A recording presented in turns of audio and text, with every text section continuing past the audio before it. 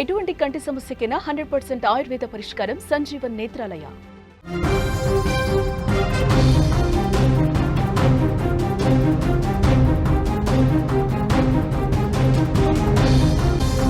Breaking news చూస్తున్నాం. Trump నిర్ణయాలపై అమెరికాలో వ్యతిరేకత కనిపిస్తోంది.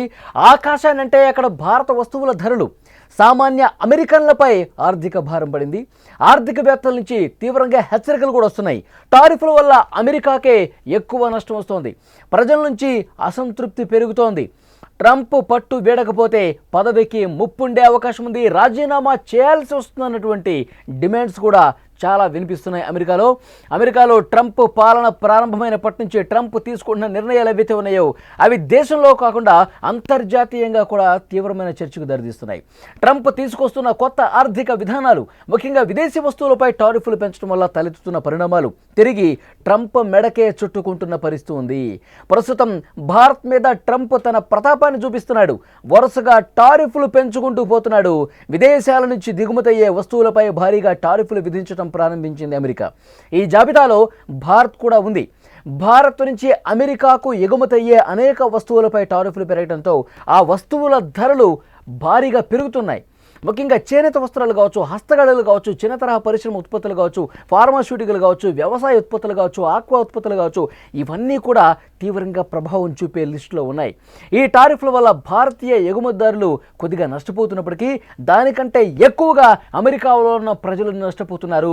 అమెరికాలో ఉన్న ప్రజలు ఆ వస్తువులు కొనడానికి ప్రస్తుతం ఇబ్బంది పడే పరిస్థితి ఉంది. గతంలో ఆ వస్తువులు అక్కడ కొన్నప్పుడు $20 ఉంటే ఇప్పుడు అది పెరిగిపోయి డబుల్ అయిపోయి ట్రిపుల్ అయిపోయి $40 $60గా మారుతున్న పరిస్థితి. అక్కడ ఉన్నటువంటి సామాన్య అమెరికన్లు కూడా ట్రంప్ తీసుకున్న నిర్ణయాలతో ఇప్పుడు దిగుమతి చేసుకున్న వస్తువుల మీద టారిఫ్లు పెంచడం వల్ల ఇబ్బంది పడే పరిస్థితి ఉంది. ట్రంప్ మీద ఆగ్రహం వ్యక్తం చేస్తున్నారు. ట్రంప్ పిచ్చి నిర్ణయాలు మార్చుకోకపోతే ఆ పరిణామాలు ఎదుర్కోవాల్సి ఉంటుంది, ఆ పర్యవసనాలు చాలా సీరియస్గా ఎదుర్కోవాల్సి ఉంటుందంటూ స్థానికంగా ఉన్నటువంటి అమెరికా ప్రజలు ఆందోళనతో మాట్లాడుతున్న పరిస్థితి. నిజానికి అమెరికాలో చాలామంది ప్రజలు భారత్ నుంచి వచ్చే వస్తువులు ఇష్టపడతారు. తక్కువ ధరకు మంచి నాణ్యత కూడా ఉంటాయని చెప్పి వాళ్ళలో అభిప్రాయం ఉంది.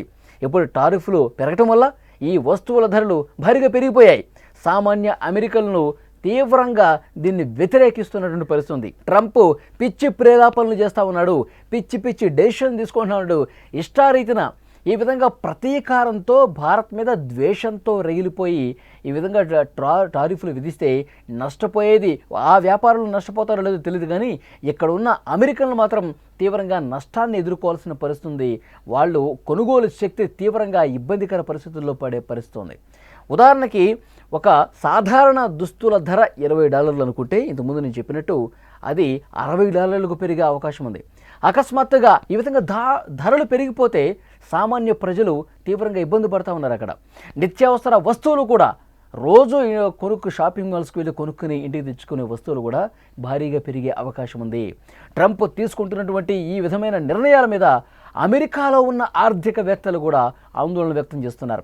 ఇలాంటి వాణిజ్య యుద్ధాలు దీర్ఘకాలంలో ఏ దేశానికి మంచిది కాదు, ముఖ్యంగా అమెరికా ఆర్థిక వ్యవస్థకు ఇది నష్టమే అని చెప్తా ఉన్నారు. ఇలా టారిఫ్లు పెంచడం వల్ల ద్రవ్యోల్బణం పెరిగి అమెరికా ప్రజల ఆర్థిక భారం పెరుగుతుందని నిపుణులు హెచ్చరిస్తున్నారు. ఈ చర్యలు ఇతర దేశాలతో అమెరికాకు ఉన్నటువంటి సంబంధాల మీద కూడా పూర్తిగా దెబ్బతీసే అవకాశం ఉంది, ప్రపంచ ఆర్థిక వ్యవస్థను అస్థిరపరుస్తాయని కూడా చెప్తున్నారు. ఈ పరిణామాలన్నీ కలిసి ట్రంప్ ప్రభుత్వంపై దేశంలోనే తీవ్రమైన వ్యతిరేకతను తీసుకొస్తుంది. ప్రజలందరూ కూడా ఒక్కసారిగా గళమెత్తితే ట్రంప్ తోక ముడచాల్సినటువంటి పరిస్థితి ఉంటుంది. ఒకవేళ అదే విధంగా పేటరిగిపోయి ఇలాంటి పిచ్చి డిసిషన్స్ తీసుకుంటే గనక, అమెరికా ప్రజలు ఇబ్బంది పడే పరిస్థితికి తీసుకెళ్తే గనక ఆందోళన తీవ్రతరమై ఆయన రాజీనామా వరకు కూడా వెళ్ళే అవకాశం ఉంటుంది. ప్రపంచం ముందు ట్రంప్ తల దించుకునే పరిస్థితి ఏర్పడుతుంది. ఆయన నిర్ణయాలు ప్రస్తుతం అదే కోవలో ఉన్నాయి, అదే దారిలో నడుస్తున్నాయని చెప్పి అమెరికా ప్రజలే మాట్లాడుకుంటున్నారు. అమెరికాలో పెరుగుతున్న ప్రజా వ్యతిరేకత, ఆర్థిక నిపుణుల హెచ్చరిక నేపథ్యంలో ట్రంప్ ఎలా ముందుకెళ్తారనే చర్చ కూడా జరుగుతోంది. ట్రంప్ తన రాజకీయ జీవితంలో ఎప్పుడూ కూడా రాజీ పడని ధోరణి అవలంబించారు. ఈసారి ప్రజల నుంచి వస్తున్న ఈ భారీ వ్యతిరేకత ఆయన తట్టుకుని నిలబడతారా, లేదా విధానాలు మార్చుకుంటారా? ఆయన బిహేవియర్ చూస్తే, ఆయన మెంటాలిటీ చూస్తే, ఆయన గత కొన్ని రోజులుగా ఆయన యాటిట్యూడ్ చూస్తే ఎప్పుడు కూడా తన నిర్ణయాన్ని సమర్థించుకునే పంథానే అవలంబించాడు తప్ప ఎక్కడ కూడా వెనకడుగు వేసి నేను తప్పు చేశానన్న పశ్చాత్తాపభావం ఎప్పుడు కూడా ట్రంప్లో కనిపించలేదు. అదే వైఖరి అవలంబిస్తాడు ట్రంప్. ఎంతమంది చెప్పినా, ఎంతమంది నిపుణులు చెప్పినా, విశ్లేషకులు చెప్పినా, ఆర్థికవేత్తలు చెప్పినా వినిపించుకోడు డొనాల్డ్ ట్రంప్. ఇక ప్రజలు ఎంత ఒత్తిడి తీసుకొచ్చినా, ప్రజలు ఎలాంటి ఆందోళనలు చేసినా వెనక్కి తగ్గుతాడనే నమ్మకం అయితే అక్కడ కనిపించట్లేదు. డొనాల్డ్ ట్రంప్ ఇప్పటికే 25% సుంకాలు విధించాడు. ఇంకొక 25% అంటే మొత్తం 55% సుంకాలు ఆగస్టు 27 నుంచి అమలు కాబోతున్నాయి. దీనికి డొనాల్డ్ ట్రంప్ ఏం చెప్తా ఉన్నాడు? రష్యా నుంచి పెద్ద మొత్తంలో చమురు కొనుగోలు చేస్తుంది భారతదేశం. ఈ విధంగా చమురు కొనుగోలు చేసి రష్యాకి ఆర్థిక వనరులు సమకూరుస్తుంది. దాంతోనే యుక్రెయిన్ మీద యుద్ధం చేస్తోంది రష్యా. మేము ఎంత చెప్పినా వినటం లేదు. ఈ విధంగా రష్యాకి మిత్ర దేశాలుగా ఉన్నవి రష్యాకి వంత పాడుతూ రష్యా చేస్తున్నటువంటి యుద్ధానికి సహకరిస్తున్న కారణంగానే మేము సుంకాలు విధిస్తున్నామని చెప్తున్నారు. కానీ ఆసియాలో ఏ కంట్రీకి కూడా వేయనటువంటి సుంకాలు, ఆసియాలో ఏ కంట్రీ మీద కూడా చూపించినటువంటి ప్రతీకార సుంకాలు అనేవి భారత్ మీద ఎందుకు? దీన్ని తీవ్రంగా భారత్ కూడా ప్రతిఘటించింది. భారత్ కూడా చాలా స్పష్టంగా డొనాల్డ్ ట్రంప్కి తెలియజేసింది, మీరు ఈ విధంగా సుంకాలు విధించినంత మాత్రాన భయపడే పరిస్థితి లేదు. మీరు కూడా రష్యా నుంచి యురేనియం కొనుగోలు చేస్తున్నారు, ఎరువులు కొనుగోలు చేస్తున్నారు, ఇంకా ఇతర వస్తువులు చాలానే కొనుగోలు చేస్తున్నారని చాలా స్వీట్గా వార్నింగ్ ఇస్తూ మాట్లాడింది ఇండియా కూడా. ఎక్కడ కూడా మా రైతుల పక్షాన మేము నిలబడతాం, మీరు ఎన్ని సుంకాలు విధించినా ఆ భారం మేమే మోస్తాం, మా రైతులకి ఎలాంటి ఇబ్బంది కలగకుండా చేస్తాం, మీరు సుంకాలు విధిస్తే విధించుకోండి అంటూ చాలా ఘాటుగానే మన దేశం రిప్లై ఇచ్చింది. డొనాల్డ్ ట్రంప్కి ఇంకా మండిపోతోంది. మనం తీవ్రంగా ప్రతిఘటించేసరికి, సుంకాలకి భయపడపోయేసరికి డొనాల్డ్ ట్రంప్ ఇంకా పిచ్చోళ్ళ వ్యవహరిస్తున్నాడు, ఇంకా ఇష్టం వచ్చినట్టుగా మాట్లాడుతూ ఉన్నాడు. ఇంకా తన వైఖరిని అదే స్థాయిలో భారతదేశం పట్ల తన ద్వేషాన్ని, తన అక్కసును కొనసాగిస్తూనే ఉన్నాడు. డొనాల్డ్ ట్రంప్ భారత్కి వ్యతిరేకంగా ఈ స్థాయిలో వ్యవహరించడానికి మరొక కారణం కూడా కనిపిస్తోంది. ఎందుకంటే భారత్ పాకిస్తాన్ యుద్ధాన్ని నేనే ఆపానంటూ మాట్లాడాడు డొనాల్డ్ ట్రంప్. చాలా సందర్భాల్లో భారతదేశం వారించినా సరే, నేరుగా ప్రధాని మోదీ ఫోన్ చేసి చెప్పినా సరే ఆయన తీరు మార్చుకోలా. నేనే యుద్ధాన్ని ఆపాను, వాణిజ్య యుద్ధం ప్రకటిస్తాను అని నేను చెబితే అప్పుడు వెనక్కి తగ్గారు అని మాట్లాడాడు. కానీ ప్రధాని మోదీ మరొకసారి చాలా స్పష్టంగా రెండు దేశాల సైనిక ప్రతినిధులు హాట్లలో మాట్లాడుకుని ఈ యుద్ధాన్ని విరమించుకున్నారు. మేము ఆపరేషన్ సింధూర్ ద్వారా పాకిస్తాన్ నడ్డి విరిచేసరికి మా కాళ్ల బేరానికి వచ్చి ఆ సైనిక ప్రతినిధులు మా వాళ్లతో మాట్లాడి యుద్ధాన్ని విరమింపు చేసుకున్నారు. ఆ విధంగా కాల్పుల విరమణ ఒప్పందం జరిగింది తప్ప డొనాల్డ్ ట్రంప్ చెప్తేనో, డొనాల్డ్ ట్రంప్ ఈ వాణిజ్య సుంకాలు పెంచుతానని చెప్పి బెదిరిస్తేనో, ఈ వాణిజ్య కాంట్రాక్టులు రద్దు చేసుకుంటామని బెదిరిస్తేనో లొంగలేదు. ఈ యుద్ధం మా రెండు దేశాల సైనిక ప్రతినిధులు విరమింపు చేసుకున్నారు. ఇందులో మూడో దేశం ప్రమేయం, మూడో వ్యక్తి ప్రమేయం లేదు అని చెప్పి చాలా స్పష్టంగా చెప్పాం. దాంతో డొనాల్డ్ ట్రంప్కి ఇంకా కోపం వచ్చింది. నేను చెప్పినటువంటి నిర్ణయాన్ని, నేను ప్రకటించిన దాన్ని కాదంటారా వీళ్ళు? సో ఈ రకమైనటువంటి భావాన్ని, అసూయని, అక్కసని, ద్వేషాన్ని పెంచుకొని భారత్ మీద ఈ విధంగా సుంకాలు వేయడానికి మరొక కారణంగా కనిపిస్తుంది. సో ఏది అయినప్పటికీ ఎన్ని సుంకాలైనా విధించండి, రష్యాతో ఉన్నటువంటి మా స్నేహాన్ని అదే విధంగా కొనసాగిస్తాం, రష్యాతో ఉన్నటువంటి మా బంధాన్ని మరింత బలోపేతం చేసుకుంటాం తప్ప ఎక్కడ భయపడేది లేదు, వెనకడుగు వేసేది లేదని ప్రధాని మోదీ మరొకసారి చాలా స్పష్టంగా తెలియజేస్తూ నేరుగా పుతిన్కి ఫోన్ చేసి ఆ బంధాన్ని బలోపేతం చేసుకునే విధంగా భారత్లో రష్యాకు సంబంధించి మరిన్ని పెట్టుబడులు, మరిన్ని ఆర్థిక వనరులు సమకూర్చుకునే విషయం, మరిన్ని ఏదైతే రక్షణ ఒప్పందాలు ఇవన్నీ కూడా బలపరుచుకునే ఉద్దేశంతో నేరుగా ఫోన్లో మాట్లాడి పుతిన్తో ఈ సంవత్సరం అంతంలో కూడా నవంబర్, డిసెంబర్లో పుతిన్ భారతదేశానికి రాబోతున్నారు, మరొకసారి ఆహ్వానించారు.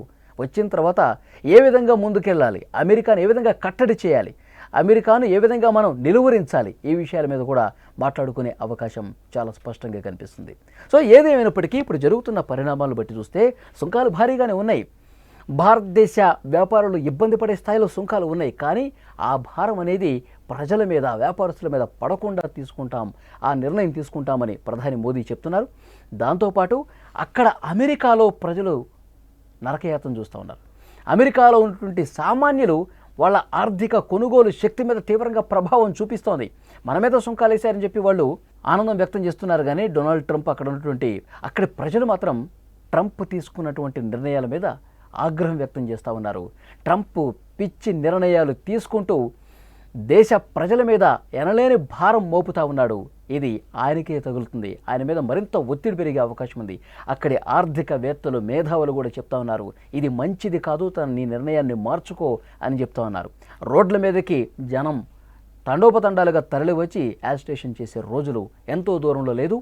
ఒక్కసారి ఆందోళన మొదలైతే డొనాల్డ్ ట్రంప్ తన నిర్ణయాన్ని మార్చుకుంటాడా, లేదంటే అదే మొండి వైఖరి అవలంబిస్తూ ముందుకు పోతే కనుక తన పదవికి రాజీనామా చేసేంతటి ఆందోళనలు అమెరికాలో భవిష్యత్తులో జరిగే అవకాశం ఉందని వాదించే వాళ్ళు కూడా ఉన్నారు. సో భవిష్యత్తు ఏ విధంగా ఉంటుందో తెలియదు, కానీ ఇప్పుడు అమెరికా ప్రజలు మాత్రం చాలా గుర్రుగా ఉన్నారు డొనాల్డ్ ట్రంప్ మీద. ప్రతి వస్తువు డబుల్ ట్రిపుల్ రేట్లు పెరిగిపోతున్నాయి. అక్కడ చాలా ఇబ్బందికర పరిస్థితులు ఉన్నాయి.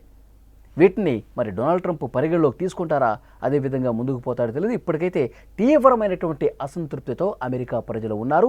వారు ఆందోళన చేయడానికి సిద్ధమయ్యారు. ఆ ఆందోళన తీవ్ర రూపం ధరిస్తే ఆయన పదవికే ఎసరొచ్చే అవకాశం స్పష్టంగా కనిపిస్తుంది. ఫ్రెండ్స్, మీరేమనుకుంటున్నారు? డొనాల్డ్ ట్రంప్ భారత్ మీద ఈ విధంగా ద్వేషంతో రగిలిపోతూ వరుసగా సుంకాలు విధిస్తూ 50% పైగా సుంకాలు విధించినటువంటి ఈ పరిస్థితుల్లో అక్కడ కూడా రేట్లు బీభత్సంగా పెరిగిపోయి ఆ అమెరికా ప్రజలు కూడా తీవ్ర ఆవేదనకు గురవుతున్నటువంటి ప్రస్తుత పరిస్థితిని మీరే విధంగా చూస్తారు? కామెంట్ రూపంలో తప్పకుండా తెలియజేయండి.